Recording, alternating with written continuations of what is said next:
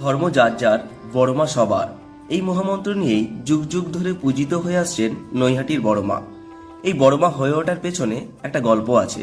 শোনা যায় বহু বছর আগে ভবেশ চক্রবর্তী নামের এক ব্যক্তি এবং তার বন্ধুরা মিলে একবার রাস উৎসবে নবদ্বীপে গিয়েছিলেন। সেখানে গিয়ে রাধা গোবিন্দের বিশাল বিশাল মূর্তি দেখে ভবেশ চক্রবর্তীর চোখে ভেসে ওঠে স্বয়ং মা কালীর মূর্তি। তাই নৈহাটিতে ফিরেই ভবেশ চক্রবর্তী একটি বড় কালী মূর্তি বানানোর কাজ শুরু করে দেন। মা কালীর এত বিরাট উচ্চতার মূর্তি আর কোথাও না থাকার ফলে এই কালী মূর্তি বড়মা নামেই পরিচিতি পায়। জাগ্রত বড়মার পুজো শুরু না হলে নৈহাটির কোনো পুজো শুরু হয় না, তেমনি বিসর্জন না হলে নৈহাটির কোনো কালী ঠাকুর বিসর্জন দেয়া যায় না।